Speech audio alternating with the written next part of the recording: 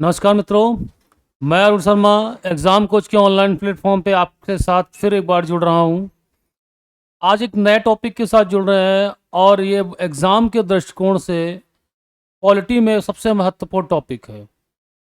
Polity में दो topic ऐसे हैं जो अपने आप में बहुत बड़े हैं और ज़्यादातर प्रश्न इन्हीं दोनों टॉपिक से बनते हैं। एक है भाग 5 जहाँ पर संघ के बारे में बताया गया है, एक है भाग 6 जहाँ पर राज्य के बारे में बताया गया है। इन दोनों टॉपिकों को अगर हम तुलनात्मक अध्ययन करते हैं तो काफ़ी आसानी होती है। तो जो आज हमारा वो टॉपिक है वो है भाग 5। भाग 5 में जो चीज़ें वर्णित हैं उन चीज़ों को जानने से पहले हम कुछ चीज़ों पर मूल बिंदुओं पे चर्चा करते हैं। सरकार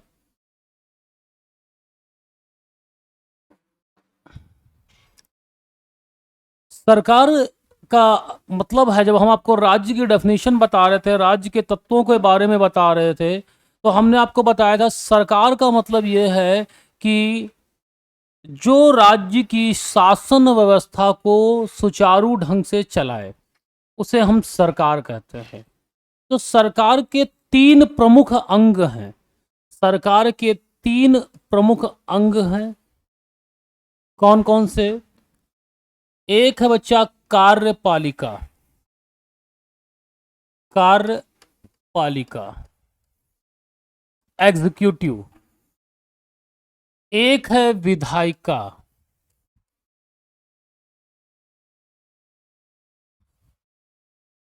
और एक है न्यायपालिका।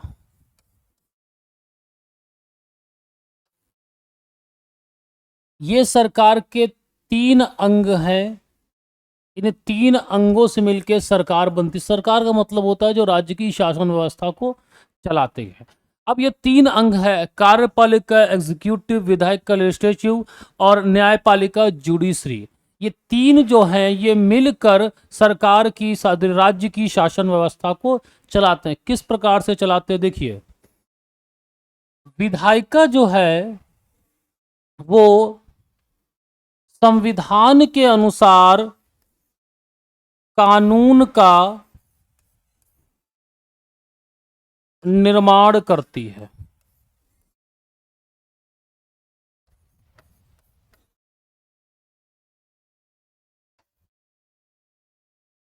कार्यपालिका कानूनों को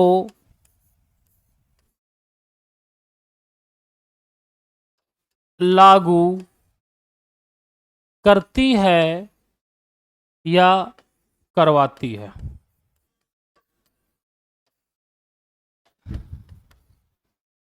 न्यायपालिका विवादों का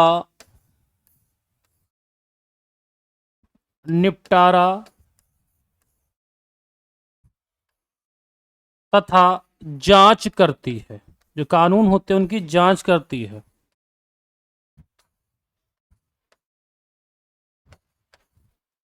ये इन तीनों के अलग दो तीन अंग हैं। तीनों अंगों के अपने अपने कार्य हैं। कार्यपालिका, विधायिका और न्यायपालिका। कार्यपालिका का कार्य है कि वह संसद द्वारा या राज्य के विधानमंडल यानी विधायिका के द्वारा निर्मित नियम कानूनों को लागू करेगी या करवाएगी। और विधायिका संविधान के अनुसार नियम या कानूनों को बनाती है। और न्यायपालिका नियम और कानूनों की जांच भी करती है। और अगर उसके सम्मुख किसी प्रकार का विवाद आता है तो उस विवाद का वह निपटारा भी करती है। तो ये सरकार के तीन अंग हैं। अब अगला समझिए। अगला है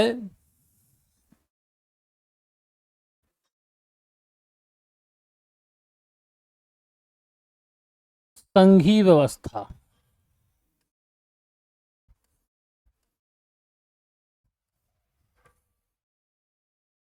संघीय व्यवस्था में क्या है? एक केंद्र है,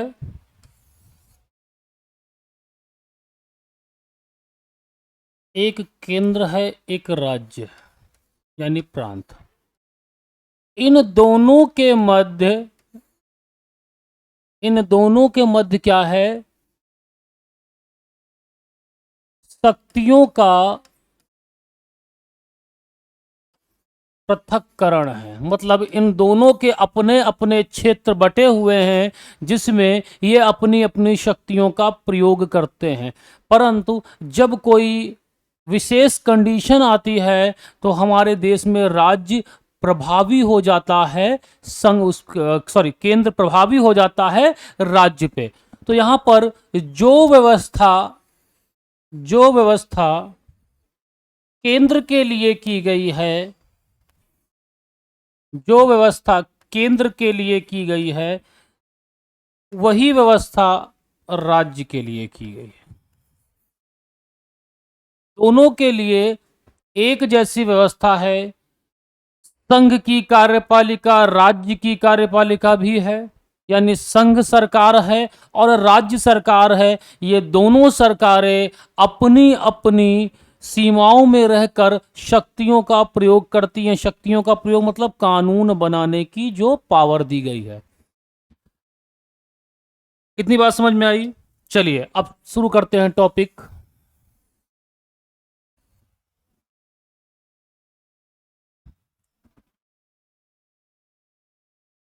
भाग 5, संघ, यूनियन। भाग 5 संघ या यूनियन की चर्चा करता है और भाग 5 में अलग अलग अध्याय है। वो जो अध्याय हैं वो आपस में मिलकर पूरा संयुक्त भाग 5 बनाते हैं। मतलब जो संघ के लिए वो चीजें लिखी गई हैं वो भाग 5 में। तो संघ के लिए क्या है? संघीय सरकार। और सरकार के अभी हमने 3 अंग बताए हैं। तो क्या है वो? इसमें हम क्या पढ़ेंगे? संघीय कार्यपालिका, संघी कार्यपालिका, संघी विधायिका,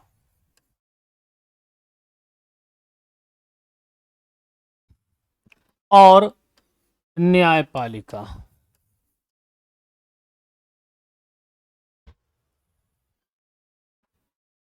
कार्यपालिका में हम क्या जानेंगे?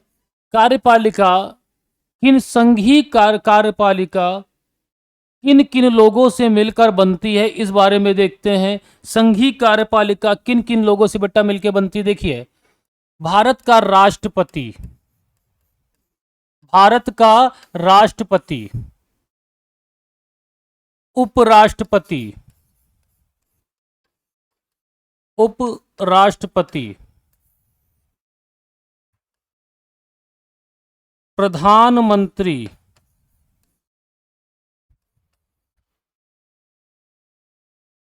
केंद्रीय मंत्री परिषद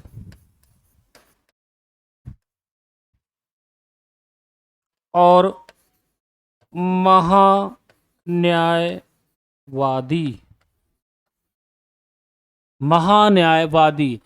ये संयुक्त होकर केंद्र की या संघीय कार्यपालिका का गठन करते हैं। राष्ट्रपति, उपराष्ट्रपति, प्रधानमंत्री, मंत्रिपरिषद और महान्यायवादी। इतनी बात समझ में आई? अब केंद्र की विधायिका को कहा जाता है संसद। केंद्र की विधायिका को कहा जाता है संसद। संसद जो है वो 3 लोगों से मिलकर बनी होती है। राष्ट्रपति सदन 1, सदन 2, यानी द्विसदनात्मक व्यवस्था है। एक सदन को राज्यसभा और दूसरे सदन को लोकसभा कहा जाता है। तो संसद के सदन के 2 सदन है, संसद के 2 सदन है। एक है राज्यसभा और दूसरा है लोकसभा। एक है राज्यसभा और दूसरा है लोकसभा। इन दोनों के जो निर्वाचित सदस्य होते हैं या जो इन दोनों के जो सदस्य होते हैं उन्हें कहा जाता है एमपी या हिंदी में सांसद। एमपी या सांसद। न्यायपालिका में उच्चतम न्यायालय। उच्चतम न्यायालय के बारे में हम पढ़ेंगे। तो ये एक स्ट्रक्चर है संघ के बारे में कि संघ क्या क्या चीजों से मिलकर संघ का गठन हो, यानी भाग 5 में हमें क्या क्या पढ़ना है। भाग 5 में हमें कार्यपालिका को पढ़ना है, विधायिका को पढ़ना है, और किसे पढ़ना है, न्यायपालिका को पढ़ना है। क्या पढ़ना है, कार्यपालिका को पढ़ना है, विधायिका को पढ़ना है और न्यायपालिका को पढ़ना है। कार्यपालिका में हमें क्या, राष्ट्रपति के बारे में पढ़ना, उपराष्ट्रपति, प्रधानमंत्री, मंत्रिपरिषद और महान्यायवादी। फिर हमें संसद के बारे में पढ़ना है, जिसमें संसद का राज्यसभा और लोकसभा और कानून को निर्मित करने की जो प्रक्रिया है संसद की, उसके बारे में पढ़ना है। और उच्चतम न्यायालय के बारे में हमें जानकारी चाहिए, उच्चतम न्यायालय के बारे में हम पढ़ेंगे। और इसमें एक और है जिसको हम संघ के अंतर्गत ही पढ़ते हैं, महानियंत्रक लेखा परीक्षक, जिसे हम CAG या कैग कहते हैं, उसके बारे में भी हमें यहीं पर पढ़ना है संघ के अंदर। तो ये टॉपिक में हमें ये चीजें पढ़नी है। चलिए अब अपना टॉपिक शुरू कर देते हैं। तो भाग 5 संघ के अंतर्गत जो हमारा पहला बच्चा टॉपिक आएगा वो आएगा कार्यपालिका। और उस कार्यपालिका के अंतर्गत जो पहला टॉपिक हमारा होगा, बहुत ध्यान से देखिएगा, जो पहला टॉपिक हमारा होगा उस कार्यपालिका के अंतर्गत वो है भारत का राष्ट्रपति। भारत का राष्ट्रपति। राष्ट्रपति, भारत का राष्ट्रपति क्या है और राष्ट्रपति इतना महत्वपूर्ण क्यों है? भारत के राष्ट्रपति में हमें पढ़ना क्या क्या है। राष्ट्रपति का पद, राष्ट्रपति की निर्वाचन, उसका कार्यकाल, निर्वाचन की प्रक्रिया, उसकी शक्तियां, इन सब चीजों के बारे में हमें पढ़ना है। तो यहां पर एक चीज जानिए, कहा गया भारत का राष्ट्रपति। तो भारत का जो राष्ट्रपति है वो दर्शाता है कि भारत एक गणतंत्र राष्ट्र है, गणतंत्र राज्य है। भारत का राष्ट्रपति ये बात बताता है कि वह गणतंत्र राज्य है। क्यों? क्योंकि जो राष्ट्रपति है वो कैसा होता है, वो कैसा होता है, निर्वाचित होता है, निर्वाचित होता है। जब भी किसी राज्य का राष्ट्र अध्यक्ष निर्वाचित होता है, वहां की जनता के द्वारा प्रत्यक्ष रूप से या अप्रत्यक्ष रूप से, तो उस राज्य को गणतंत्र राज्य कहा जाता है। यानी वहां का जो राज्य प्रमुख होगा वह वंशानुगत नहीं है। इतनी बात समझ में आई? तो भारत का राष्ट्रपति निर्वाचित होता है, इसीलिए भारत एक गणतंत्र राज्य है। इतनी बात समझ में आई? चलिए अब आर्टिकल 52,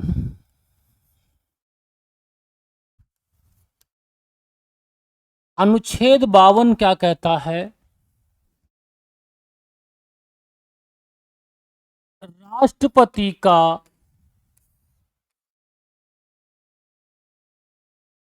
पद होगा, मतलब भारत का एक राष्ट्रपति होगा, भारत का एक राष्ट्रपति होगा।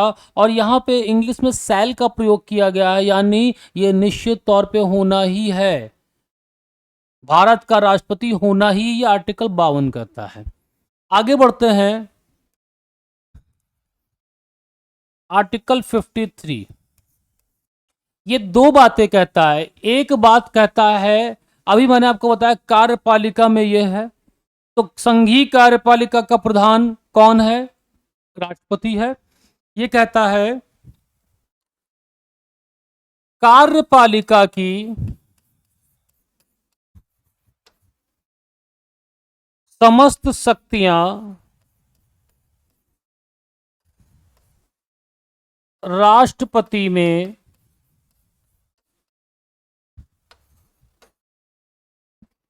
निहित होंगी। राष्ट्रपति में निहित होंगी और जिसका प्रयोग वह स्वयं या अपने अधीनस्थ अधिकारियों के माध्यम से करेगा। यानी आर्टिकल 53 क्या कहता है, आर्टिकल 53 क्या कहता है कि राष्ट्रपति के पास कार्यपालिका की समस्त शक्तियां मौजूद होंगी और वह इनका प्रयोग स्वयं करेगा या अपने अधीनस्थ अधिकारियों के माध्यम से करेगा। ये आर्टिकल 53 का बहुत बार एग्जाम में पूछा गया है, एग्जाम के दृष्टिकोण से बहुत इंपॉर्टेंट है। आप लोग के एग्जाम में पूछा गया है कि आर्टिकल 53 एग्जाम में आया है, कार्यपालिका की समस्त शक्तियां राष्ट्रपति में निहित होंगी, ये किस आर्टिकल में है? तो आर्टिकल 53 या अनुच्छेद 53 में यह बात कही गई है कि कार्यपालिका की समस्त शक्तियां राष्ट्रपति में निहित होंगी और वह इनका प्रयोग स्वयं या अपने अधीनस्थ अधिकारियों के माध्यम से करेगा। ठीक, यहीं पर एक बात और कही गई है, 53 में कही गई है, ध्यान से देखिए कि राष्ट्रपति सशस्त्र सेनाओं का प्रधान होगा, प्रधान सेनापति।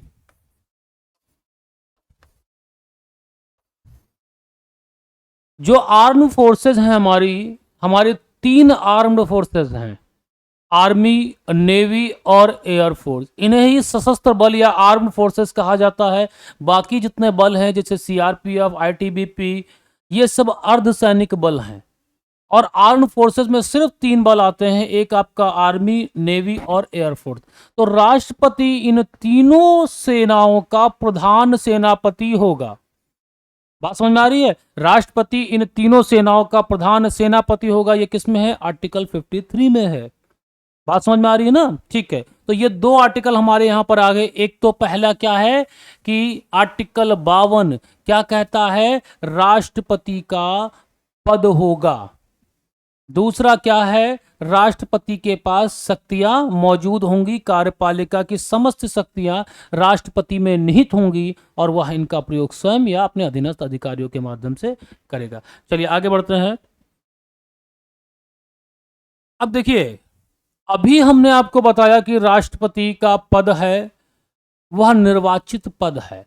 जब भी कोई व्यक्ति किसी पद होता है और उस पद पे कोई व्यक्ति बैठता है तो उस पद की अपनी योग्यताएं होती हैं, अपनी एलिजिबिलिटी होती हैं कि वह व्यक्ति उस अगर एलिजिबिलिटी को फुलफिल करता है तो वो उस पद पर बैठने के लिए योग्य। से आप एग्जाम देते हो उसमें भी एक एलिजिबिलिटी क्राइटेरिया होता है कि जो व्यक्ति इसको फुलफिल करता है वही व्यक्ति इस एग्जाम में बैठ सकता है। तो राष्ट्रपति के लिए भी योग्यता है, पद के लिए योग्यता है।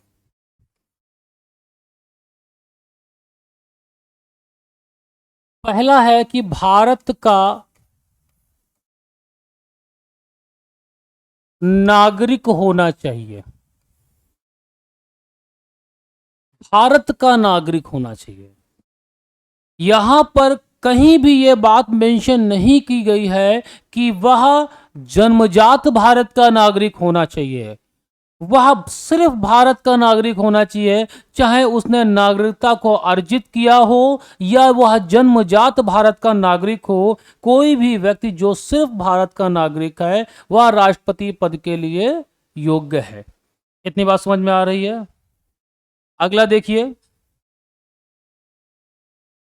35 वर्ष की आयु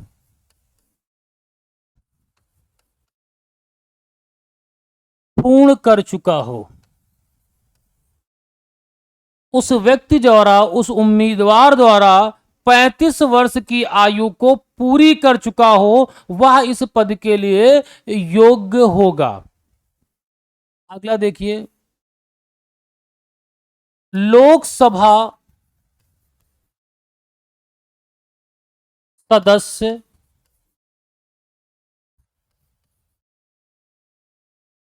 निर्वाचित होने की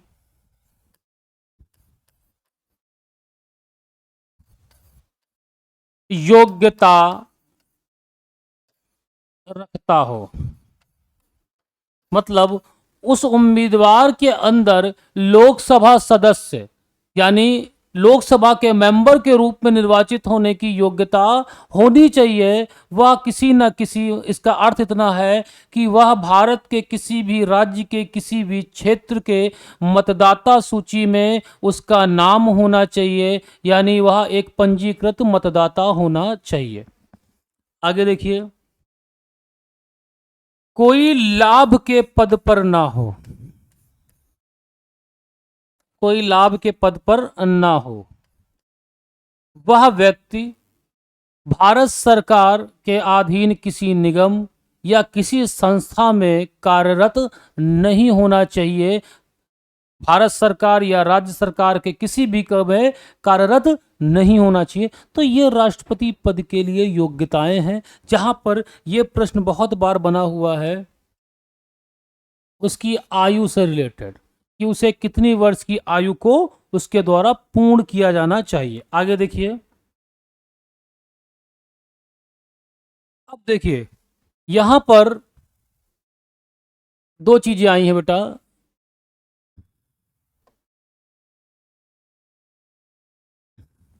राष्ट्रपति का निर्वाचन,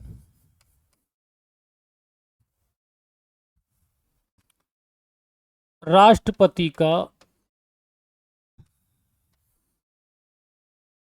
निर्वाचन, राष्ट्रपति का निर्वाचन किस प्रकार किया जाएगा, इस बात पे पूछा गया है। और राष्ट्रपति का निर्वाचन कैसा होगा, यहां पर संविधान में कहा गया राष्ट्रपति का निर्वाचन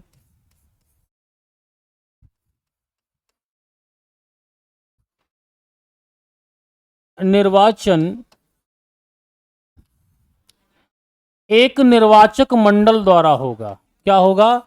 एक निर्वाचक मंडल द्वारा किया जाएगा। राष्ट्रपति का निर्वाचन एक निर्वाचक मंडल द्वारा किया जाएगा, जिस निर्वाचक मंडल में जो सम्मिलित लोग हैं उनका एक बनाया गया कि ये लोग इसमें सम्मिलित होंगे। कैसे सम्मिलित होंगे इस चीज को देखिए।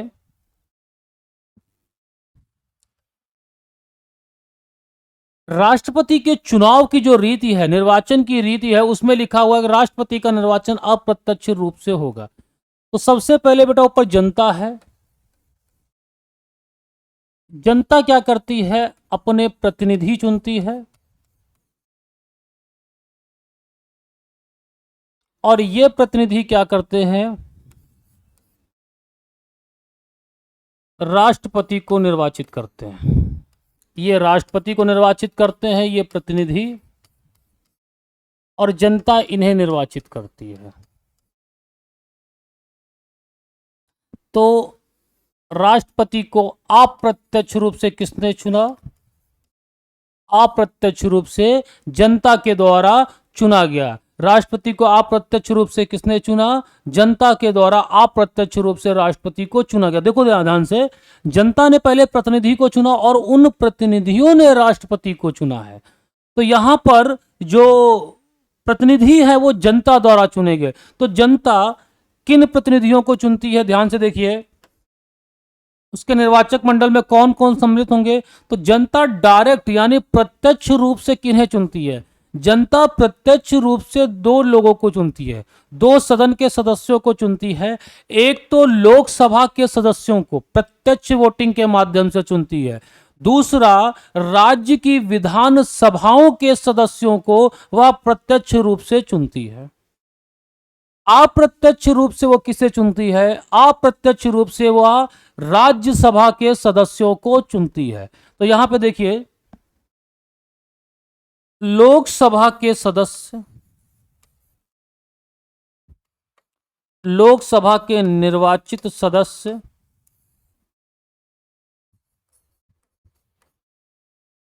दूसरा राज्यसभा के निर्वाचित सदस्य, तीसरा राज्य विधानसभा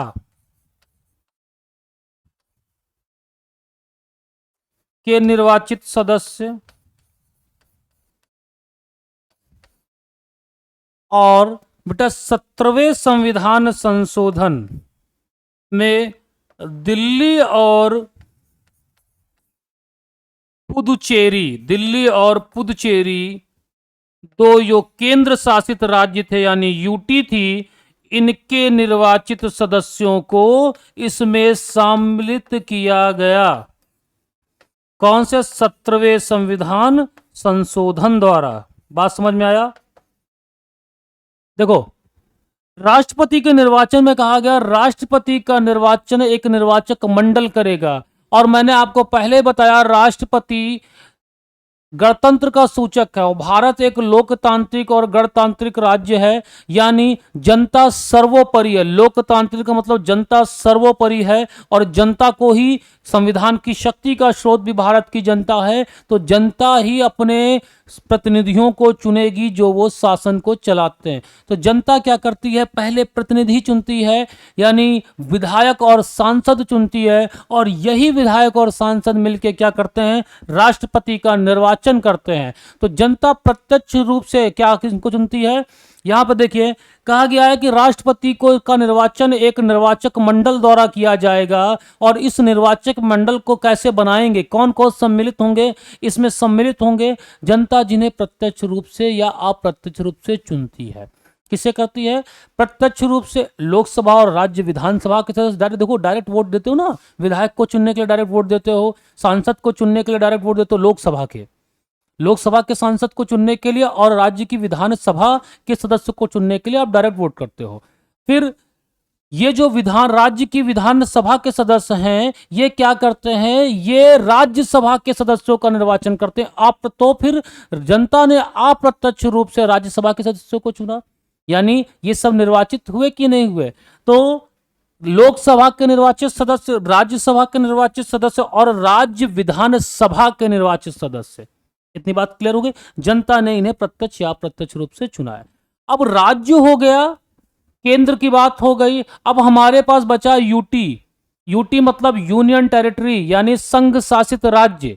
तो संघ शासित राज्य में जहां विधानसभाएं मौजूद हैं, उन विधानसभाओं में से दो को दिल्ली और पुदुचेरी विधानसभा को 17वें संविधान संशोधन द्वारा यह पावर दे दी गई कि वह राष्ट्रपति के निर्वाचक मंडल में सम्मिलित होगा।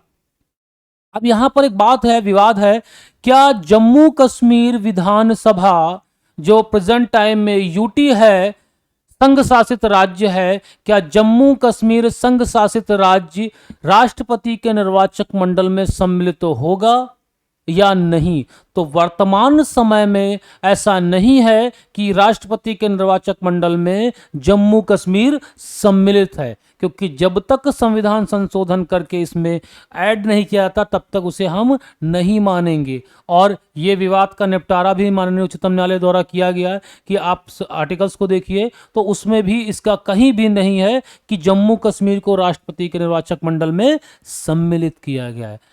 मिलते हैं अगली क्लास में, हम जानेंगे राष्ट्रपति के निर्वाचन की रीति के बारे में कि राष्ट्रपति का निर्वाचन किस प्रकार होता है, और राष्ट्रपति को बिल्कुल डिटेल में पढ़ेंगे ताकि जो प्रश्न बनते हैं वो सभी प्रश्न आपके हों, चाहे वो वनडे लेवल के हो, चाहे वो पीसीएस लेवल के हों, चाहे आर